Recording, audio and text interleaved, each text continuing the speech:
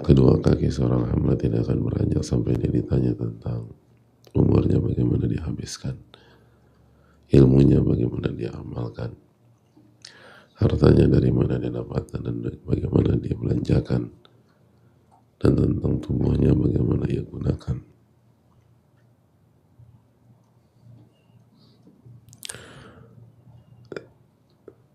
Yang pertama kali Nabi SAW sampaikan adalah waktu atau umur.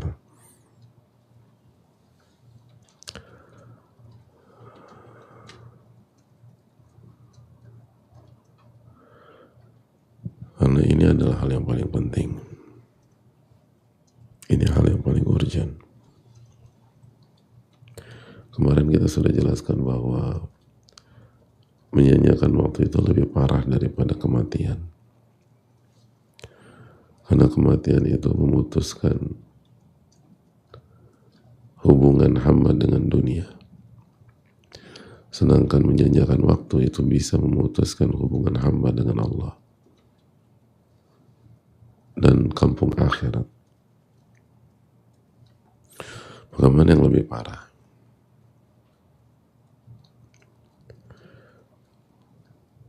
Namun begitulah manusia. Kita lebih takut kepada kematian daripada takut pada pola membuang-buang waktu.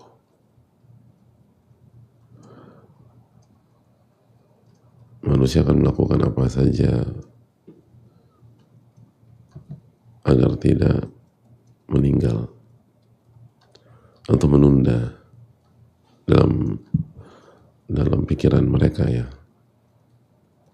Karena kalau kita bicara takdir nggak ada yang bisa ditunda. Tapi dari sisi manusia, kalau bisa ditunda, ditangguhkan, dan mereka akan lakukan apapun yang mereka bisa. Tapi mayoritas manusia dengan mudahnya membuang-buang waktu dan nggak menganggap waktunya berharga sama sekali. Dan seringkali kita dengar,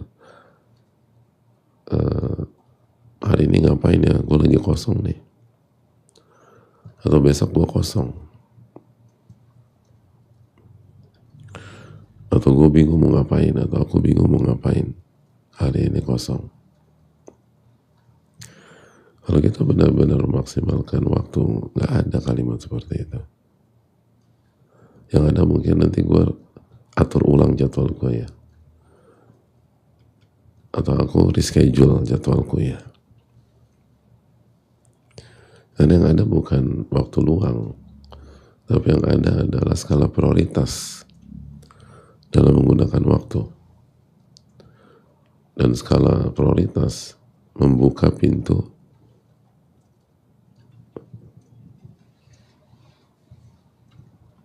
bersikap dinamis. Di last minute bisa sesuatu yang sudah diagendakan diakhirkan. Kenapa? Karena ada yang lebih penting. Karena ada yang lebih maslahat di dunia dan akhirat. Tapi bukan waktu kosong, lagi kosong, gue free, bebas. Nggak ada bebas. Ada banyak PR yang masih harus kita kerjakan.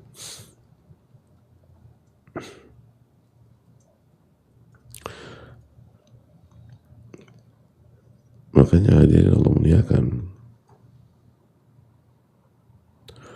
sampai-sampai Ibnul Qayyim mengatakan, kullu afatin tadkhulu 'ala al-'abdi sababuha dhiya'ul waqt.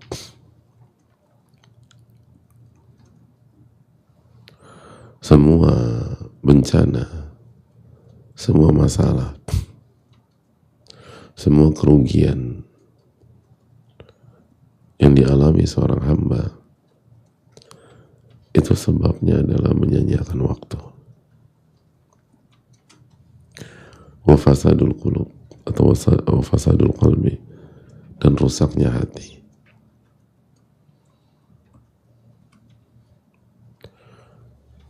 begitu waktu disia-siakan,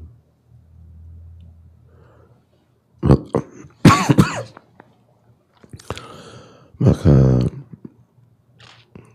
hak Allah akan terbengkalai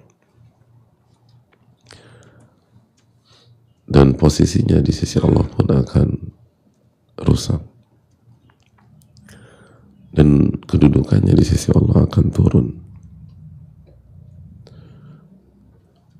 dan semua itu karena salah menggunakan waktu atau menyanyiakan waktu.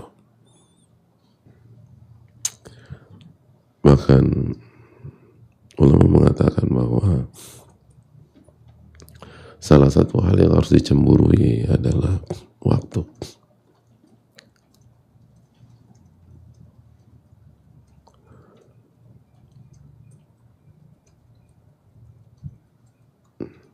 Yang harus dijaga ketat adalah waktu.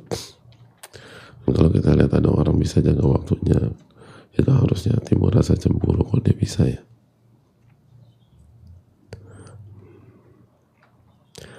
Karena ini kunci dari semuanya. Karena kan setelah taufik Allah, waktunya orang berhasil 24 jam sehari. Waktunya orang gagal pun 24 jam sehari.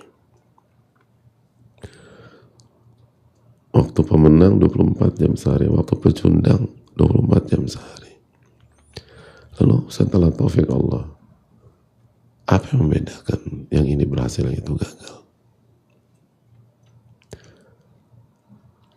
Jawaban pertama setelah taufik Allah adalah bagaimana memanfaatkan 24 jam tersebut dan bagaimana mengisi 24 jam tersebut.